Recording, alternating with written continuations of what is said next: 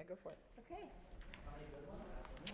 All right, everybody, we're ready to get started. Thanks for coming tonight to our Green Living Seminar presentation. I'm Elena Traister in the Environmental Studies Department here at the Massachusetts College of Liberal Arts. As many of you know, this semester's Green Living Seminar is organized around the theme Capitalism and the Environment. These presentations are free and open to the public. They take place here in the Feigenbaum Center for Science and Innovation, room 121, Wednesdays at 5:30.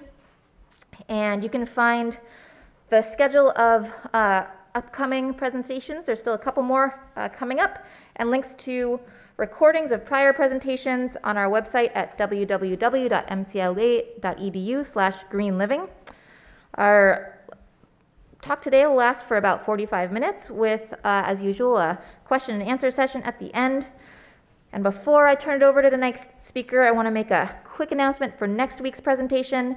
On Wednesday, April 12th, Dr. Andrew Jorgensen, professor and chair of the Sociology Department at Boston College, will give a lecture titled Militarization, Economic Growth, and Carbon Emissions. Today's presentation, titled Economics of Recycling and Producer Responsibility, will be presented by John Hite of Clear Strategy, Inc. Thanks so much. Thank you. Hello, everybody. Good afternoon. I want to start by thanking Professor Traister for the invite and for hosting, and Aaron for help with the sound, and for all of you for being here. It's exciting to get to talk about some of the work that I've been doing, and a topic that's near and dear to my heart, and something that put a lot of thought and time into, so it's always fun to have a captive audience and get to talk to you all for a while about it.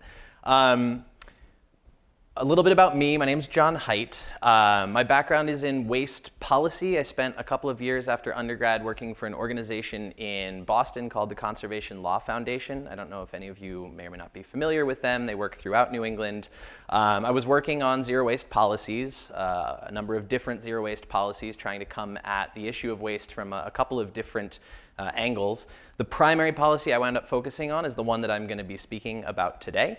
It's called Extended Producer Responsibility.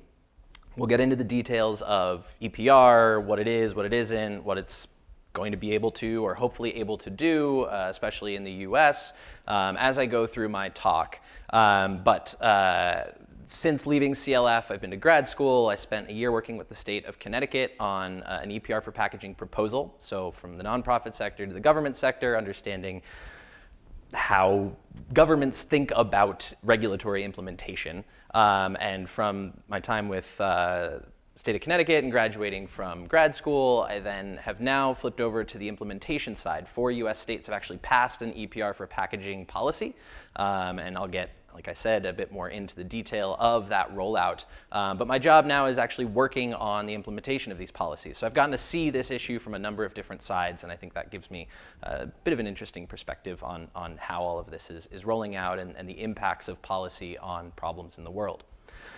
Before we get too deep into it, I just want to start with a couple of table setting thoughts. The first is, you'll see throughout my presentation, I rely on a lot of data from the Recycling Partnership. The Recycling Partnership is an organization that does recycling advocacy, recycling data development and research. I've done a bit of work with them over the past couple of years, especially on extended producer responsibility and packaging and recycling. And so I feel pretty confident and familiar with their information and data to use that in my presentation. The second thing that I just want to raise as an overarching point before we get too deep into the presentation, I'm going to be largely talking today about recycling. And largely we're going to be talking about residential recycling. So this is the stuff that comes into your homes, into your small businesses, here to the to MCLA, the stuff you'd put in your bin outside of the classroom here. I'm going to talk about what recycling can do, a lot of the shortcomings, and then we're going to talk about a policy that fits in the middle of hopefully helping correct some of what I think of as market shortcomings. But I also want to keep in mind as we go through that recycling is not the end-all be-all solution to are problems. By no stretch of the imagination, and I don't want that to come across in my talk, even though we're talking primarily about recycling and about solutions to recycling. The list of solutions is much broader. I'm going to hopefully touch on a couple of them, and if anybody has specific questions afterwards in the question and answer period, I'd love to talk more about other solutions that are out there. But for today, we're talking about recycling. We're talking specifically about packaging and paper recycling. According to the US EPA, packaging and paper makes up about 45 to 50% of all of the municipal solid waste generated each year. And so I want to mention that first for two reasons. First of all, 45 to 50% of all municipal solid waste is a lot of waste. All of the municipal solid waste we generate is about 292.4 million tons of trash. Some of that is recycled. We're talking here about generation. So some of that is recycled, but the large majority of it is disposed. So 45 to 50% of that is a lot. Again, as we're focusing on packaging, I also want to keep in mind that 50 to 55% of the material that is generated is material that isn't packaging or paper. We're talking about mattresses, textiles, food waste especially, leaf and yard waste. All of those are also critical wastes that have policy solutions that we need to be talking about. I'm sure you've touched on some of those through this class or are very familiar with them as well. Some of the policy levers I'm going to be talking about may be able to help deal with that side of the waste spectrum. But I just, as I'm going through and talking again specifically about packaging and paper, I want to keep in mind all of that waste on the other side. When we're talking about the residential fraction of packaging and paper, it's about 50% of the 45 to 50% of generated municipal solid waste. So that's about 75 million tons of material. So that's the number you should keep in mind as we're moving through the talk. So why? Why should we care about packaging and paper? Why should we care about what happens to it? And I don't want to dwell too long on these because this list of reasons is probably pretty familiar to a lot of you. I mean, first of all, if we're disposing of stuff, if we're disposing of packaging and paper, it's made out of virgin materials. So that's pulled from the ground, cut down from a tree. We're using minerals and resources to make stuff that we're then throwing in a hole in the ground or we're burning. Not a great solution. It's especially important because the production of all of the stuff that we make also releases a tremendous amount of emissions. About 45% of global emissions come from the production, use, and disposal of stuff. So how we manage our stuff is incredibly important for that reason as well. Litter, obviously, a big thing we need to be keeping in mind. I want to point out especially the public health impacts of plastic. Producing plastic is incredibly damaging, not just to the environment, but also to the people that live around the facilities where plastic is produced. The emissions profile of the polymer industry, the majority of which is plastic, and the majority of plastic is used for packaging, that whole industry has an emissions profile almost equivalent to the aviation industry. So just plastics alone has a huge emissions impact that we need to be thinking about as we're trying to deal with the material. There's also downstream impacts of plastic. So I'm sure all of you are familiar with the conversation around microplastics or around additives, endocrine disruptors in plastic. All of that is stuff that we should be keeping in mind as well. At a larger scale and more from an economic standpoint, we are running out of space for trash. Landfills, especially in the Northeast, we're not opening new landfills. If anything, we're trying to actively shut down landfills and close expansions of landfills. We're not opening new waste incinerators. We're actually closing waste incinerators down. So we're actively running out of space for dealing with this as trash. All of this material is trash, and that's increasing the cost of managing that material. And lastly, there are negative environmental and health impacts from disposal. So if you're a community, and often we're talking about low-income communities of color that live around these disposal facilities, there are very large negative health impacts as well as environmental impacts from those facilities. So let's get into recycling. Recycling's been the primary way that we as a society, at least in the US, have tried to deal with our packaging material. You're all very familiar, I'm sure, with single stream recycling, which is the main way that we go about dealing with all of our packaging and paper. So all the stuff that comes into your home from the grocery store, the stuff that is recycled, and we'll get into what we mean when we say recyclable, all the stuff that's recyclable can go into one bin. And that bin is then picked up by a truck. The truck drives to what's called a material recovery facility, or a MRF. You'll hear me say MRF a lot, material recovery facility. It's the place where they sort all of the material into different bales, and then those bales are marketed and sold to end markets, and those end markets then take that material and turn it back, ideally, into new products or packaging. So I'm going to walk through that whole process step by step and outline for you how it works, and then most importantly, how it doesn't work. So then we can talk at the end about policies that can help improve how this whole system operates. The left here, at the left we have access and participation. How many people have access, first and foremost, to recycling, and then how many people actually participate in recycling programs? Access is really important. Let me look at my notes really quickly. 59% of US residents, according to the Recycling Partnership, have access to curbside recycling. Curbside recycling is, from a collection standpoint, ideal because it's easiest for you, the consumer, you, the resident, to place all of your material in a curbside bin and have it collected. About 21% of US residents have access only to drop-off facilities. So in the Northeast, we've got a lot of transfer stations. There are a lot of transfer stations throughout the country. You can drive your waste, drive your recycling to a facility and place it in a bin at the facility. But again, are people willing to drive? Do people have access to these facilities? Sometimes there's a gate fee at the recycling facility that can be a barrier for folks who don't have enough income to be able to regularly pay for that. And so that's a huge barrier to participation in making sure materials get managed well. And lastly, 21% of residents in the US don't have access to any recycling services at all. So right off the bat, we're talking about just under 80% of residents in the US having access. But access alone does not mean participation.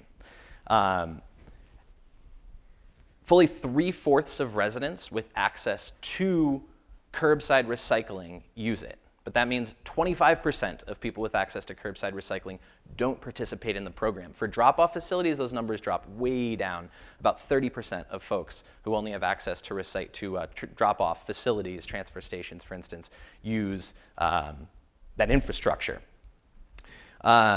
And so this means that of the materials that are considered recyclable, because only just under 80% of residents have access and only a bit less than 75% actually participate, we're at about a 61.5% capture rate. And keep that in mind, capture rate for materials that are recyclable. And because a lot of materials aren't considered recyclable in our system, we're at about a 32% recycling rate for residential packaging. So that's a long way to go. 75 million tons, we're only capturing and sort of recycling 32% of all those materials. So moving on to the next stage, we've captured the material. Keep that in mind. We've brought it into a truck, and that truck is now dumping it at a facility called a materials recovery facility, or a MRF. As we go through, we need to talk about trade-offs. And there's a big trade-off in the way we collect and manage our recycling. The goal of putting a single bin outside of people's homes and allowing them to put all of their materials into a single bin was to collect more material. And so we just walked through access and participation. We're clearly not actually capturing as much as we would like, but we're capturing more than we used to when folks had to sort of source separate or only drive material to a transfer station, or we didn't have recycling at all. But the trade-off when you place all of your materials in one bin is those have to go to a facility and they have to be sorted. And if you imagine like cracking a couple eggs in a pan and then scrambling them up, how do you unscramble those eggs? You really can't. It's not a perfect analogy, but keep that in mind as you're thinking about trying to sort apart all these different materials when soda bottles and plastic, whatever, and glass smashes as it hits the floor, and you have glass shards through all of these different conveyor belts, and there's workers who are trying to pull different materials off the line. It's very difficult to do the sorting. And so that leads to an important trade-off of material quantity versus material quality. And this is where we start getting into the economics. We're talking about economics of recycling. That's the primary focus of the talk today. And when we collect more material, but we sacrifice material quality, that winds up reducing material value, and material value winds up hurting how much of our material can actually get properly recycled. And this happens for a number of reasons. The first big one is contamination. So when you encourage people to put all of their materials into one bin, you might encourage people to put materials in their bin that can't be recycled. And there's materials like plastic bags, for instance, that can't be recycled. They head to a recycling facility. They get tangled up in all of the different sorters and moving parts in the MRF. And MRFs often have to shut down and cut plastic bags out of their facilities.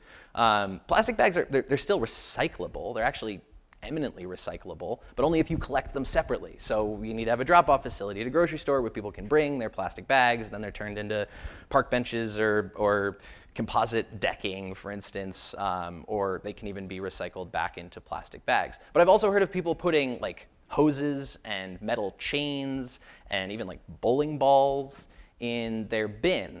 I think that the term that's used in the recycling world is wish cycling. This idea that if you put it in the bin, well, it'll go somewhere and someone will figure out how to deal with it. Well, that's just not the case, because this is the system that all those materials wind up in. That bowling ball is going to get picked up by a truck, picked up by a front end loader and dumped on a conveyor belt, and it might injure a worker on the line. It might break a piece of machinery. The best that's going to happen is that it gets pulled out and sent to a landfill or to an incinerator. One other thing to point out, when I was describing the plastic bag and the fact that in a MRF, plastic bags aren't recyclable, but if you take it to a grocery store, plastic bags could be recyclable. When we talk about the word recyclable, what materials are recyclable? We aren't limited by science. We're limited by the collection process. So theoretically speaking, just about anything that comes into your home could be recyclable. It could be recyclable in a lab. It could be recyclable in a specialized facility. But it's not necessarily recyclable through the particular collection and sorting method that we've chosen to operate under, at least by and large. And so again, that brings us back to this question of the collection method being a trade-off between the value of collecting more material and the quality of that material out the other side. And the quality of material then impacts the material value. It literally impacts how much money a recycler can get for a bale of material. And so material recovery facilities are constantly doing this trade-off between how much their particular bale of material can command on the market versus the quality of that material. Higher quality bales that have lower contamination can fetch a higher price on the market and therefore pull more demand through the facility. But in order to get a higher quality bale, they have to run their facility slower. If there's more contamination, because more people are putting stuff in the bin that shouldn't be there, they have to run their facility even slower. Maybe they have to put more workers on the line. Maybe they have to invest more heavily in their facility. And all of that raises the processing costs of material, which then decreases how much profit a facility can make by selling their material, which then reduces the amount of material that actually gets recycled. And the sort of upshot of all of this, unfortunately, is that what comes out the far side of these facilities often isn't recycled as well, or it isn't put to highest and best use. So ideally, if we're talking about recycled material, we want to see our pizza boxes becoming pizza boxes again. We want to see office paper becoming office paper again. We want to see plastic packaging become plastic packaging again.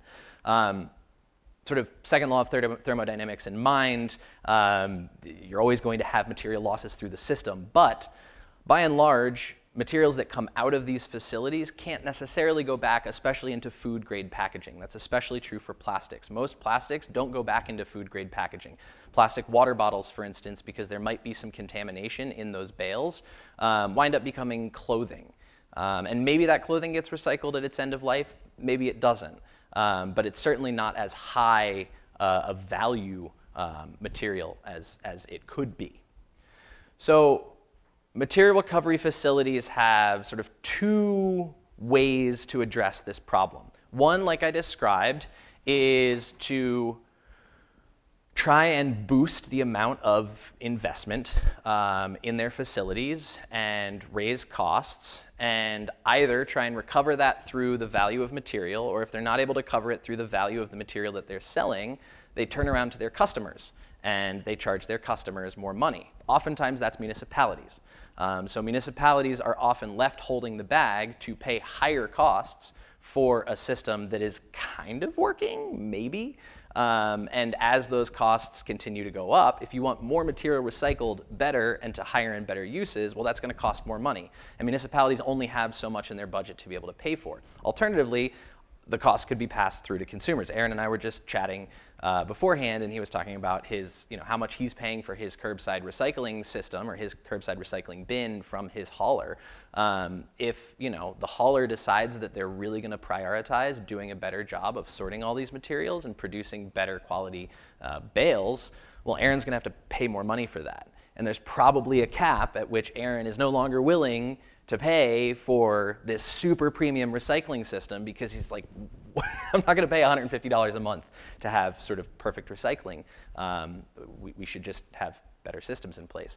The other alternative is MRFs can do what they've done for most of the 2000s and into the 2010s, which is to simply try and find available markets for their bales of material that may or may not be easily recyclable.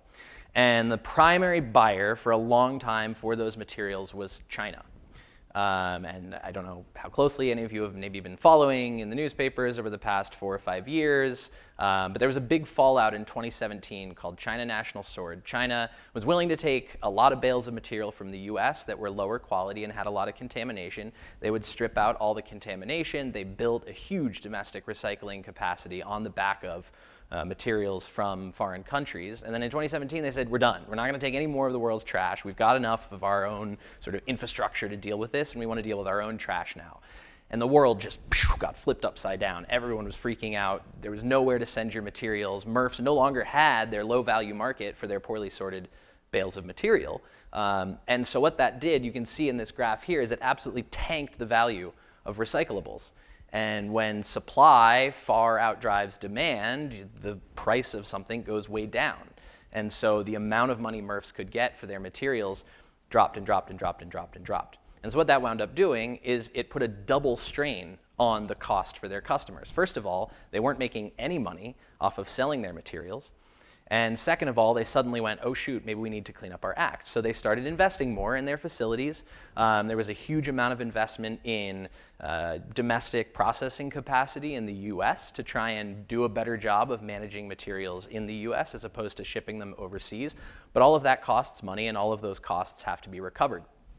So the cost of this system started getting pushed further and further and further onto municipalities and onto customers. And as costs went up for municipalities, a lot of municipalities started saying, whoa, I don't know if we can handle this. I did some research this past year looking at recycling costs in communities around the Northeast, and one of the strongest examples I could find is a community in northern New York called North Tonawanda. And in 2014, they were getting paid $5 per ton for their recyclable material. And in 2022, they were paying $83 a ton. And in 2023, those costs are going up to $99 per ton. So if you multiply that over the couple of hundred tons that North Tonawanda is paying to have managed every year, I mean, that's a couple $100,000. And in the grand scheme of 75 million tons of packaging, a couple $100,000 isn't much. But when you're a small town and you're trying to manage a small town's budget, $200,000, $300,000, $400,000 is like a huge chunk of money that you have to then pay out for. So all of those investments, all the improvements at MRFs did start to bring an uptick in material value. Some changes in supply chains during COVID, changes in demand as well, also sort of spiked the value. You can see in 2021, oh yay, problem is solved, everything is better, value's back in the recycling markets, all the MRFs around the US were talking about how it's all fine, we don't need to do anything, swings happen, whatever. But look at the right side here. We're coming back down. And after July of this past year, which is where this graph ends, that line has continued to drop. So material values are coming back down. MRFs aren't charging municipalities less for recycling their material. They're not charging their customers less. And we're still kind of in the same hole that we were in. So I got 15 minutes left. I want to get to the solution. So I'm going to try and move a little bit faster here. But as I was sort of talking through the complexities of the sorting process and how you might lose materials through the sorting process, there are material losses all the way through this system. Again, we were talking about the gaps in access and then participation, and then how that means even eminently recyclable materials are missed in the system. When those eminently recyclable materials are then brought to a facility and sorted, more materials are lost due to the sorting process, due to contamination, and then when those materials are then sent to end markets, to processors who actually take plastic and flake it and shred it and clean it and then prepare it to be used in some sort of useful product or packaging again, there are more material losses. And this differs by material. You can see on the left there we've got a lot of our metals. Those don't have as much material losses. That's especially true for aluminum cans because aluminum cans have a ridiculous market value, and so MRFs would be out of their minds to leave that material on the floor. But as we head further to the right here, the value of that material on the market starts to drop and drop and drop and drop. And you can see that as the value of the material on the market drops, so too do the processing losses increase. So clearly value is directly tied to how much material is actually recycled. So where does this leave us? I mentioned at the outset, the solution space here is much broader than just recycling. And there are a number of different policies that we could turn to help us deal with this problem. First of all, we could try and shrink the amount of packaging we're actually producing in the first place. That could be done through changes in consumer behavior. That could also be done through product bans. We could ban things like plastic bags that can't be recycled through this system. Happy to get more into a dialogue in the question and answer about sort of the ups and downs, pros and cons of those different policies or different behavior changes. I think they are all important, but they all do have some drawback. It's hard to change consumer behavior, really hard, especially without a massive education campaign that costs millions and millions of dollars. Product bans are like super politically tenuous. And also you got to worry about, regrettable substitution. If you ban a plastic bag, do people start using more paper bags? And paper bags actually use more water and energy to produce. So if you what problem have you necessarily solved? Maybe you've solved a litter problem from plastic bags and a contamination problem in a MRF, but you're sort of trading that off for a bigger GHG climate change problem. The primary solution and policy that I've spent the past couple of years working on is a policy called extended producer responsibility. And EPR tries to look at this whole system that I've just mapped out and take a holistic system approach to dealing with the problem. And it does that primarily by requiring that the producers of all of the stuff that comes into our homes, all the producers, the brand owners, the licensees who make all that stuff, be required to fund this system, rather than having those costs be passed through to Aaron or to other individual consumers or customers or to municipalities, requiring all of the companies that make the stuff to pay. And it fits largely within the sort of theory space of the polluter pays principle. And so EPR as a policy can be applied to pretty much anything in the waste stream. We actually have EPR for a number of different products in our society. We have EPR for electronics programs in the US. We have EPR for mattresses. We have EPR for thermostats, mercury thermostats. We have extended producer responsibility for paint, for batteries. So far in the US, it's been tailored towards these hard to recycle materials, things that otherwise don't really have value. No one would go out and willingly collect old mercury thermostats. Why? And so EPR is a way to require the manufacturers of those thermostats to make sure that when they reach their useful end of life, they're collected and managed properly. But in the packaging and paper space, EPR is pretty new, actually. Just within the past 2 years, the first 4 states in the US have passed laws. Maine was the first, followed by Oregon, then Colorado last summer, and within a couple of weeks of Colorado passing, California passed their law. And it really opens up a very interesting and exciting opportunity for dealing with all of the problems I mapped out in our recycling and materials management system in these states, and ideally and hopefully in a couple more states. So EPR can run a number of different spectrums. You can have, on the one hand, you could have individual sort of producer compliance. This would be like a take-back program where producers are required to take back their products directly, maybe through a mail-back system, or maybe the producers are required to set up collection points.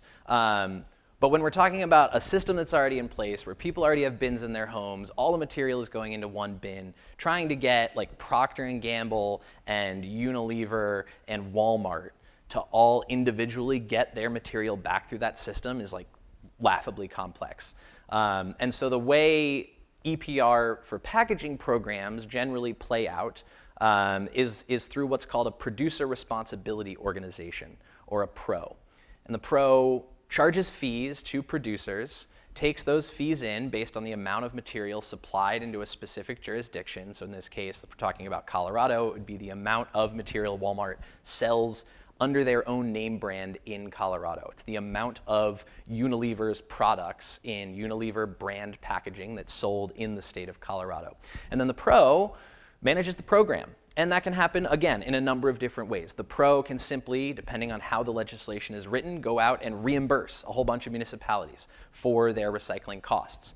That's sort of on one end. On the other end of the spectrum, the PRO, based on how the legislation is written, can be required to go out and actually manage the system, like actually contract directly with service providers who are providing recycling services, either to individual residents or working directly with communities to make sure that those materials are collected. Pause for water. And so this can lead to, I think, a number of firm conclusions we can draw about the impact that EPR is, I'm going to skip this slide, that EPR could and can have on US recycling systems, and then a number of really interesting opportunities that we'll have to see how they play out necessarily, that can try and deal with this problem. Looking at other jurisdictions, I totally forgot to mention, EPR for packaging is new in the US in these 4 states. It's not new in the rest of the world. This is how every single European country deals with their packaging waste. It's how 5, I believe, out of 9 Canadian provinces, soon to be 6, deal with their packaging waste. Israel, Brazil, Japan, Korea, all manage their packaging waste this way. So we're really the latecomer to the game. We've left our recycling up to the vagaries of the free market, and this policy is stepping in and hopefully helping to correct some of these market issues. But if you look at these other jurisdictions that have EPR for packaging, I think it's pretty evident that EPR will help increase recycling rates. At the very least, we're going to collect and recycle more material. You can see all of these lines on this graph go up and to the right. If you compare that to the US, our recycling rates, like I said, for residential packaging are stuck at about 32% of all packaging. And not only have we plateaued, we're actually going down. So evidently, we need help. And EPR is likely to increase or will increase recycling rates for a couple reasons. One being the opportunity to deal with the access problem. So if you have a guaranteed source of a lot of funding coming in from large and medium-sized companies who are now paying for the amount of material they're putting on the market, the EPR laws require universal access to recycling. So if we're talking about the state of Colorado, where right now, I don't have the statistics off the top of my head, but a significant chunk of the state don't have any access to recycling. As that program unfolds, 100% of residents, 100% of single-family homes, and 100% of multifamily homes in Colorado will have access to recycling. You can also boost participation. So if the big issue with participation is A, lack of access, well, we've talked about that, but also a lack of education, if people need to sort of be inspired, be told, be brought on board, EPR laws include a robust education and promotion program that, again, is funded by producers to make sure that folks know where the access is, how to have access, how to participate, why they should participate, and how to do that well. And all of that starts to have downstream effects as well. So first of all, if we shouldn't be putting bowling balls or metal chains or hoses into our recycling bins, education can help with that from a resident or consumer side, but also within the MRF itself, we start to see some interesting changes. So like I was saying, MRFs are sort of faced now with this choice between material quality, so potentially skimping on good sorting and trying to find markets for their material, or if they want to find, really build solid bales of material that are super clean and ready to go and ready to be used for the highest and best use, they've got to send those costs somewhere. Well, if we put EPR for packaging in place, they have a guaranteed source of income. It actually doesn't matter anymore exactly how much they have to spend on their facilities. If they need to invest in 16 new workers in their facility and 5 new pieces of equipment in order to manage the material well through the MRF, fine. They can just roll that into their contracts with producers, and producers under the law are required to fund that. So it helps solve that material quality issue as well. And downstream, ideally, what that starts to do as well is improve the quality of material. And if the quality of material that's heading out the backside of the system improves, then there's more opportunity to make sure that that material, those plastic bottles, get turned back into plastic bottles instead of being downgraded into clothing. Paper gets turned back into solid grade paper instead of having to cost a pulp mill, for instance, a whole bunch of money to clean out contamination there. Let's see. I'm going to stick on this slide. There's a couple other interesting opportunities that I want to quickly go over in the last 3 or 4 minutes here. So EPR being this systemic solution, there's a couple of different other ways that the policy can start to help send its tentacles into how people are making decisions, how producers are making decisions, how MRFs are making decisions, how residents and customers are making decisions. The first is through packaging redesign. So if ultimately the goal is to try and shape all of our packaging design choices to fit within a system that can make sure those materials are managed properly, the fees that are charged to producers can help drive some of that. And so built into extended producer responsibility for packaging laws are these things called eco-modulated fees. And I'll hopefully won't get too wonky here. But very quickly, eco-modulation is the idea that if your material is very easily recyclable through the system, if your material has material value and can be easily sorted through one of these facilities, boom, your fees are going to go way down. If your material is either not even accepted at a facility or very hard or very disruptive for this system, your fees are going to be increased. And hopefully what that starts to do, and this is one of the big ifs of EPR that we have to see how all this plays out, but ideally what that starts to do is it starts to shift producer thinking and producer designing of how they're making that packaging. Because if they're getting that market signal, especially if they're getting that across California, Colorado, Oregon, and Maine, and hopefully New York, Connecticut, New Jersey, Maryland, that can start to send a national strong market signal to be thinking carefully about how they're designing their packaging. Again, we'll have to see how all this plays out. I think personally, as somebody that's in the trenches doing this, that's one of the areas that we'll have to see, because as regulators are thinking about the rules and as regulators are thinking about the eco-modulated fee rates that they want to see from producers or see placed on producers, how do you measure success in that system? How do you measure the design changes? How do you measure the magnitude of design changes? How do you measure the impact that a particular 10% versus a 15% versus a 20% increase or decrease in fees, does that actually have a measurable effect? And if it doesn't, do we need to think about increasing those even further? Or do we need to sit down with a particular group of producers that have a really bad material, but they're not willing to change even as those fee costs go up? Do we just need to sit down with them and say, listen, we need to rethink something here? And EPR sort of opens up that space, right? Currently, in a non-regulated system, we're only dealing with like trade associations, or maybe there's other forum for producers to talk and communicate, but it's not a regulatory space.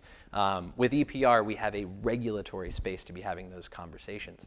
The other interesting opportunity that I see within the EPR world is the opportunity for reuse and refill. I think reuse and refill, I see a lot of you have your water bottles, awesome. To me, like that's a no-brainer. If we can replace single-use packaging with reusable packaging, we absolutely should. And I think there have been a couple of efforts over the past, let's say 30 or 40 years to really try and bring out sort of a larger at-scale reuse system, but it's hard. I mean, again, sort of for each individual consumer, each individual person, it's a behavior thing. So like maybe you care, but your neighbor doesn't. How do you get your neighbor to care? Can you get your neighbor to care? But really, I think the best way to make all of this work well is to set up systems that make it easy for people to reuse their packaging. So if you walk into a restaurant, rather than automatically be given a single-use container that you then throw in the trash, or maybe it's recyclable, or maybe it's recycled, instead, like, what if they offered you a reusable container? And what if you got, a 25 or 30 or 50 cent discount on your meal if you brought that container back the next time you went to that restaurant? And the big barrier there is obviously cost. So restaurants are hesitant to, for food, they want to make sure they're able to wash stuff carefully. They don't want to deal with the space constraints necessarily. But like all of that really, to me, boils down to a big cost barrier. Because we could set up, in North Adams, you could have a company that does dishwashing on behalf of all of the restaurants. That could take all of those, containers, wash them, and then redistribute them to restaurants. But again, it costs money. Are you going to get all those restaurants to buy in and pay for that? Are they going to roll that into the cost of food for their customers? Maybe. And there's some really good work happening through a number of different organizations to try and get that started. I see EPR as a really interesting way to give that like a giant adrenaline injection. Because a lot of these laws, especially California's EPR law, sets required reuse and refill rates in the law. So producers in California by 2030 will be required to switch, see if I can get the numbers right, I believe it's 8 or 10% of all their packaging by 2030 to reuse and refill from single use. So if they're doing that swap, they've got to fund it. We're not at 7, 8, 9% of reusable packaging compared to the 75 million tons of packaging we were talking about as the whole problem. And so if they're required to hit those rates, they've got to figure out how to pay for it. And I think there's some really interesting and exciting and totally not there yet ideas floating around about how to start channeling that money. Are we able to start channeling some of the required producer funding into communities to help support these systems, so that rather than having a mom and pop restaurant and their customers pay for a slightly more, sometimes somewhat more expensive reusable container system, can we start injecting the money into communities through producers to help facilitate that shift?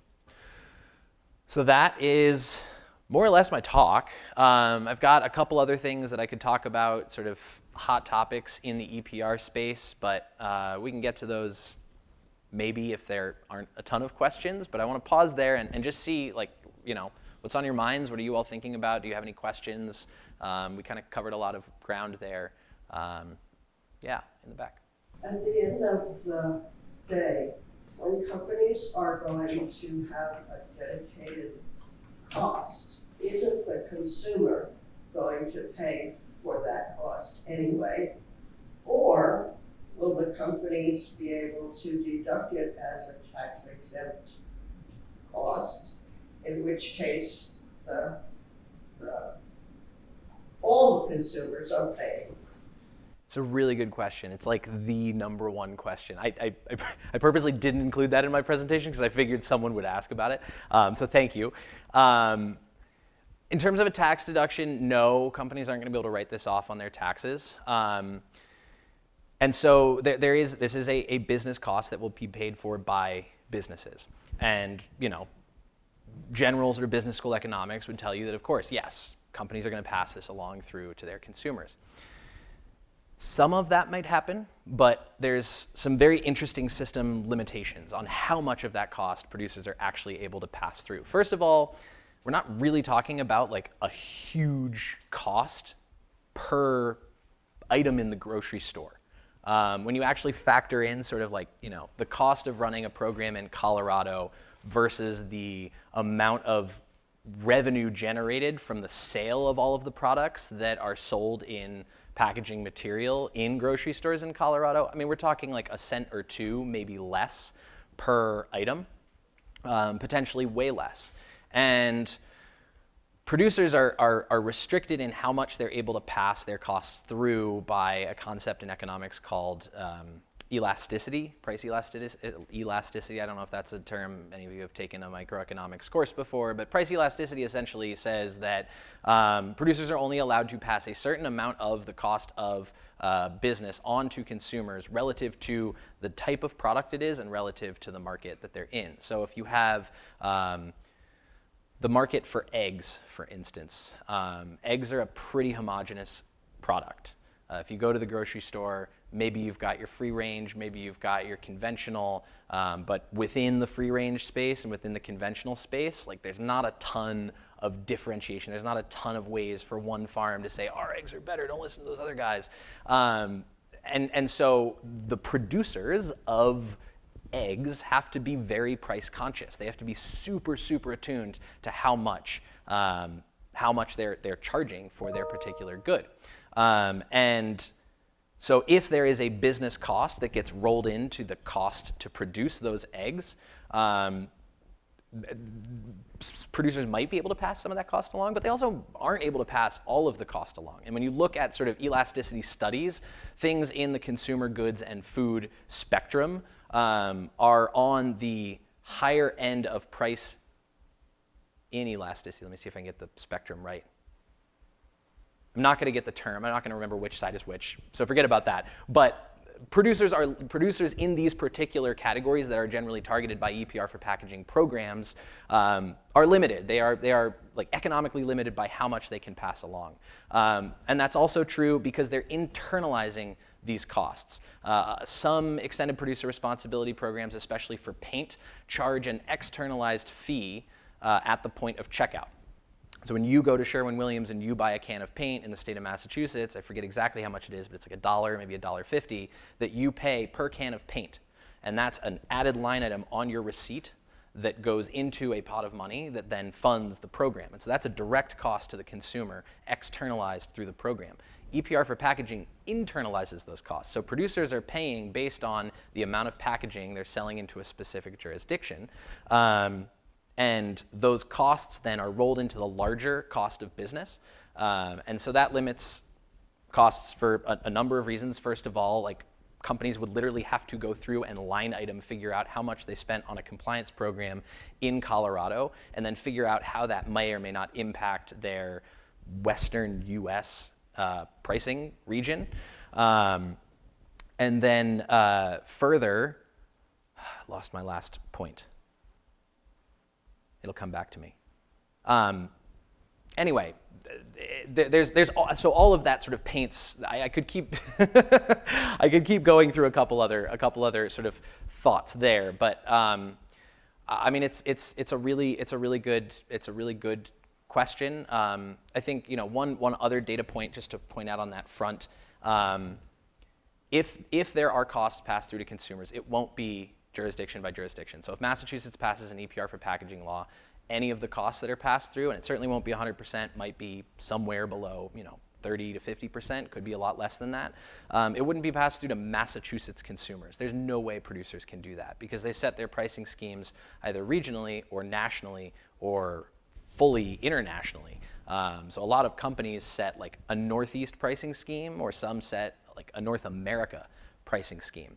So Massachusetts' program costs would get rolled into the costs of all of those goods and services. And this is borne out through a study done by a consulting firm called RRS in Canada, where they looked at consumer prices in British Columbia and Alberta. And British Columbia has a really sort of top-notch, state-of-the-art EPR program that's been running for 10, 15 years now. Alberta does not have any EPR yet. And basically IRS just went to a bunch of grocery stores and pulled items off the shelves to test sort of, what is the cost difference between these different items. And they found that fully 75% of all packaging items between the two provinces had the same price. And then 15% of the products were more expensive in Alberta than they were in British Columbia, and 9% of the products were more expensive in British Columbia than they were in Alberta. So on the whole, actually prices were higher in Alberta without EPR than they were in British Columbia. So if producers were going to pass those costs through to consumers in British Columbia, you would absolutely see that in the data from that study, and you don't. So did the program in British Columbia raise Canadian prices? Maybe, but again, producers have to compete with each other. They're operating within sort of this inelastic, elastic economic spectrum, and so they're limited in how much they can pass along. But hopefully that wasn't too long and complex of an answer to a really good question.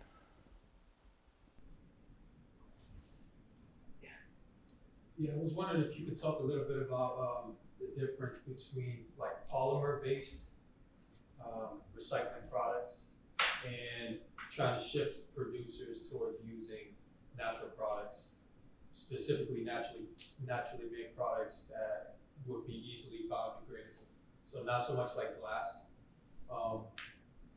The difference environmentally, impact-wise, of using something that would be a lot easier to biodegrade as opposed to using an easily recyclable product such as plastic.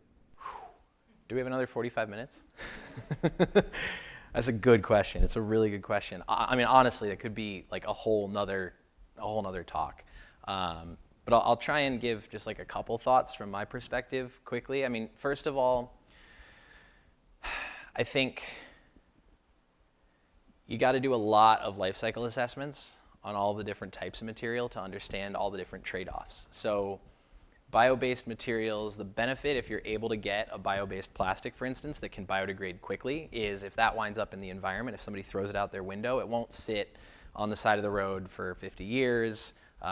It will biodegrade quickly. It won't biodegrade into microplastics, which is what happens to a lot of the conventional plastics now. When they hit the ocean, they sort of shred into all of these tiny little fibers and little bits, and those sort of bioaccumulate in our food chains.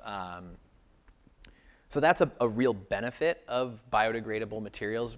Bioplastics by itself is a whole topic to talk about. There's sort of bio-based plastics that are made from corn or soybeans that actually from a chemical structure perspective operate and look the exact same as fossil fuel-based plastics. But when you're talking about bio-based plastics that do biodegrade, that's a whole nother class. How easily do they biodegrade? Under what conditions do they biodegrade? They certainly can't go to your backyard composting bin because it just doesn't get hot enough. So you can't throw a biodegradable container in your backyard. You have to send it to a larger commercial scale composting facility. And do we have access to large commercial scale composting facilities that hit 150 or 200 degrees Celsius as their the internal temperature of those piles? Probably not. Not Celsius, Fahrenheit. Sorry, geez, that would be insane if they were hitting 150, 200 degrees Celsius. And so, keeping all of that in mind, I think is important. There are ways to I think there's a lot of interesting exploration now into potentially recycling biodegradable materials so that if they hit the environment, they do biodegrade, but then they can also be collected sort of in more conventional recycling systems and recycled, not biodegraded. But I think as an overarching question for me, I always sort of come back to system shifts and understanding how system shifts happen and what pieces need to be in place for those system shifts to happen.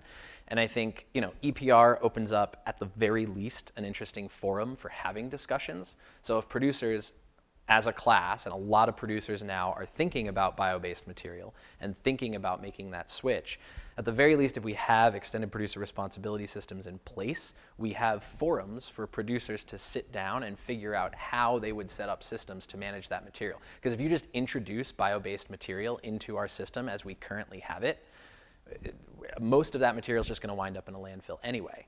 And maybe we've sort of solved a problem, kind of, because we're using plants instead of fossil fuels, but growing plants requires fossil fuels. In fact, it requires a lot of fossil fuels and water to grow plants, and then that's now embedded in the actual material itself that you're then sending to a landfill. So I think that's probably not a super satisfying answer, because I think it's just there's so many different pieces to think about, and it's really complex. But I think keeping all of that in mind as we as sort of a society and as producers and individuals think about how to bring new materials that may have sort of larger scale benefits into the system. How do we make that happen? How do we navigate that transition?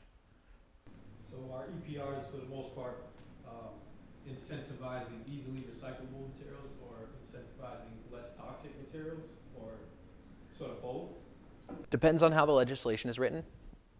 A lot of, pretty much every EPR law, the 4 certainly that have passed here in the US, do require incentives on recyclability. There are often incentives placed on use of recycled content. So if producers are able to work recycled content from the tail end of the system, again, which creates a strong incentive on producers to fund a system that produces high quality recycled content. There's an incentive to use that recycled content in their packaging. Again, toxicity is there. I think toxicity for me personally is a really tough one, because so much of the stuff in our world is toxic. And how do you draw the bright line between something that is and isn't toxic? How do you think about something like microplastics that is sort of toxic, but it's toxic by the very nature of the material itself? So you really can't use plastic then at all if you're going to consider microplastics to be a form of toxicity. And so I think including incentives to reduce toxicity in an EPR program opens up the conversation space, opens up an opportunity to sort of talk about all of these things, where there would not be that same conversation if you didn't have the policy in place. But yeah, generally, I mean, it's up to the individual legislation, what particular goals you're trying to incentivize towards. So I know we have come to the end, and I always make sure that I give students need to get to the cafeteria and out at 6:30. And so I'd like to thank you very much for speaking today. Thank everyone for coming, and invite you to stick around and come up individually if you continue to have questions. I know John said he'd stick around for a few minutes afterwards, so please don't be shy. Thank you. And here's my contact info as well if any of you are interested in reaching out to me. Would love to talk more. Thank you all. It's a pleasure.